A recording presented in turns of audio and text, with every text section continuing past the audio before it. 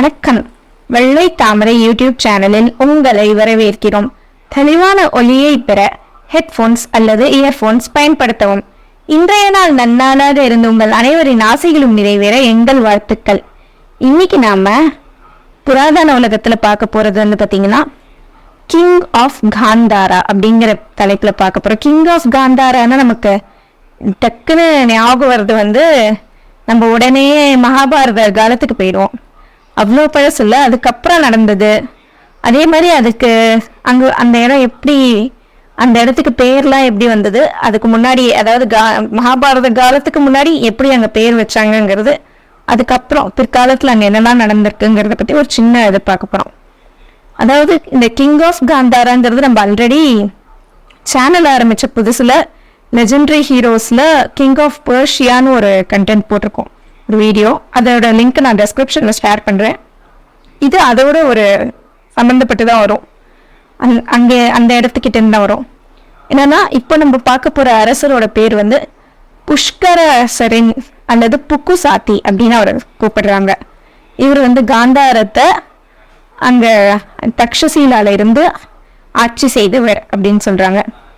இந்த முதல்ல நம்ம காந்தாரத்தில் இந்த தக்ஷசீலா அப்புறம் இந்த புஷ்கர் அப்படின்னு ஒரு இடம் இருக்கு, புஷ்கல்னு. அந்த இடங்களுக்கு பேர் எப்படி வந்ததுங்கிறது முதல்ல பார்த்துருவோம். அதாவது ராமருடைய சகோதரன் பரதன், அதே மாதிரி சீதையுடைய ஒரு ஒன்று விட்ட சகோதரி, அந்த மாதிரி ஒரு சகோதரி மாண்டவி. இவங்க ரெண்டு பேருக்கும் திருமணம் நடக்கிறது. இவங்க ரெண்டு பேருக்கும் ரெண்டு பசங்க, ஒருத்தன் பேர் புஷ்கர், இன்னொருத்தர் பேர் தக்ஷன். இவங்க ரெண்டு பேரும் அதாவது அப்போ அந்த ராமருடைய வம்சாதி வழிகள் நம்ம ஏற்கனவே பார்த்துருக்கோம். குஷைட்ஸ் இதில் அதுவும் நான் அந்த லிங்க் வேணாலும் ஷேர் பண்ணுறேன். அவங்க வெஸ்ட் பக்கம் படையெடுத்து போயிருக்காங்க. அந்த பக்கத்துலேருந்து கந்தர்வர் பிரதேசத்துலேருந்து நிறைய பேர் கொள்ளையடிக்க வராங்க. கந்தர்வ பிரதேசம்னு அதுலேயே வந்திருக்கும். அப்போவே சொல்லிட்டு காந்தாரத்தை தான் அப்படி சொல்லியிருக்காங்கன்னு. அப்புறம் என்ன ஆகுது, அவங்க அப்படி போகும்போது இந்த தக்ஷசீலம் புஷ்கல் இந்த ரெண்டு இடம் அவங்களுடைய பேர், அவங்க ஆட்சி செய்த இடம், அவங்க பேருக்கு பின்னாடி வந்த இடம் அப்படின்னு சொல்லப்படுறது. அப்படி அந்த இடத்துல தான் தக்ஷசீலாவை வச்சு அந்த காந்தாரம் மொத்தத்தையும் ஆட்சி செய்த இந்த அரசரோட ஒருத்தரோட பேர் தான் புஷ்கரசரின். இவரை புக்குசாத்தின்னு கூப்பிடுவாங்க. இப்போ அதுக்கப்புறம் இவரோட காலத்துக்கு வருவோம். அப்போ என்ன ஆயிருக்குன்னா, நம்ம ஏற்கனவே அந்த இதில் பார்த்தோம், சைரஸ் த கிரேட் வந்துக்கிட்டு இருக்காரு. அப்போ படையெடுத்து வராரு. வர வழியில ஈரானை தாண்டி வந்துட்டு இருக்கும்போது அதாவது ஈரான் தான் அந்த பகுதி இப்போ ஈரான் இதுல தான் இருக்கு. ஒரு குறிப்பிட்ட இடத்துல டெர்பைசஸ் அல்லது டெர்பீஸ் அப்படின்னு சொல்லப்படுற காட்டுவாசி இன மக்கள் இருக்காங்க. இந்த காட்டுவாசி இன மக்கள் என்ன பண்றாங்கன்னா, அவர் மேல மத யானைகளை ரொம்ப ஆக்ரோஷப்படுத்தி ஏவி விட்டு அந்த போரை மத யானைகளோட நடக்குது. மத யானைகளோட போர் நடக்கும் போதுதான் அங்க அப்போ நம்ம முக்கியமா நோட் பண்ண வேண்டியது, அவரை ஒரு இந்தியாவிலேருந்து ஏஷியாலேருந்து போன ஒருத்தர் தாக்குறாரு, ஒரு ஈட்டியாலன்னு சொல்லப்பட்டிருக்கு.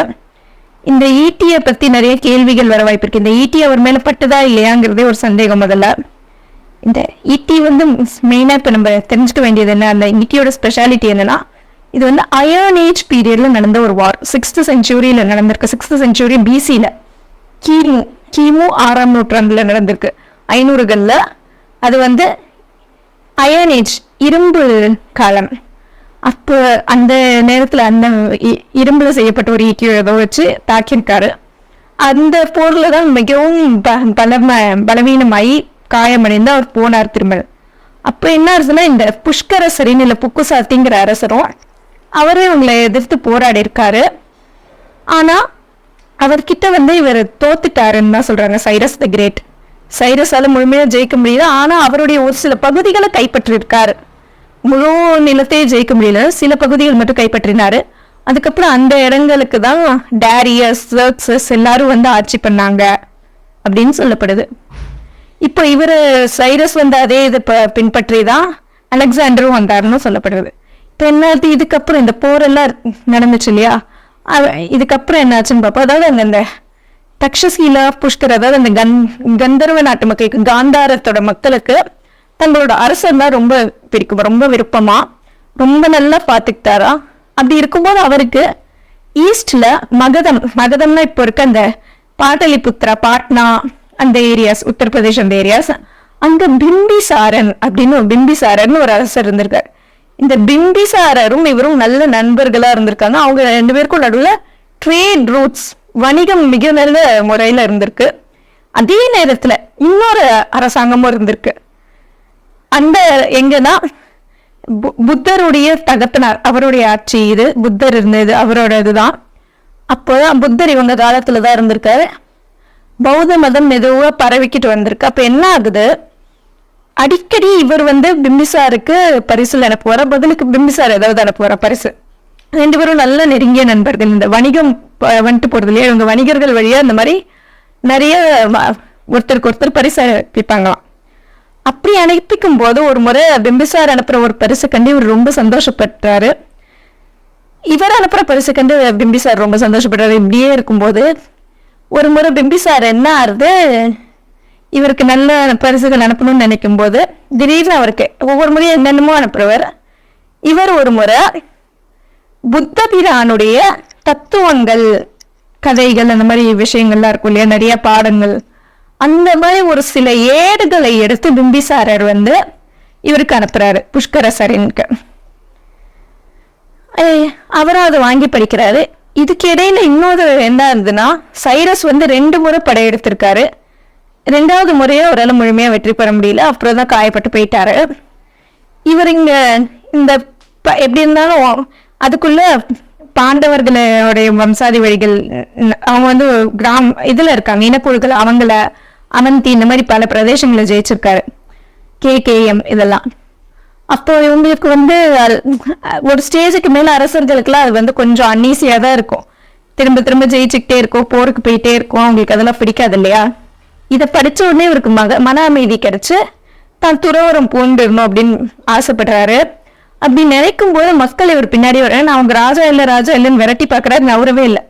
ஒரு ஸ்டேஜ்ல என்ன பண்றாரு, சரி நான் உங்க ராஜா தானே, நான் என்ன சொன்னாலும் நீங்க கேட்பீங்க தானே, ஆமா கேட்போன்றாங்க. இப்போ என்ன பண்றாரு, ஒரு பெரிய கோடு, இப்போ லக்ஷ்மண ரேகை மாதிரி அவர் ஒரு கோடு போடுறாரு. இந்த கோட்டை தாண்டி நீங்க யாரும் வரக்கூடாது, இது என்னோட கட்டளை ஆணை அப்படின்னு சொல்லிட்டு அதை தாண்டி போயிடுறாரு. மக்கள் அதனால அதோட நின்றுடுறாங்க. அவர் பின்னாடியே போறோம் நாங்களும் வரோம்னு சொன்ன மக்கள் எல்லாம் அங்கேயே நின்றுறாங்க. இவர் அதுக்கப்புறம் போற இடத்துல ஒரு சத்திரத்துல இங்க தங்கும் போது புத்த பிரானும் அங்க தங்கியிருக்காரு. அப்போ 2 பேரும் சந்திக்கிறாங்க. அதுக்கப்புறம் நிறைய இவர் எப்படி அந்த துறவரத்துல இதுவாகி போறாரு, மேன்மையானு போறாருங்கிறது இவருடைய கதை. இவரை பாலியில தான் மெயினா புக்குசாத்தின்னு கூப்பிடுவாங்க. இவர் ஒரு உயர்ந்த குடும்பத்து நபர் அப்படின்னு இருக்காங்க.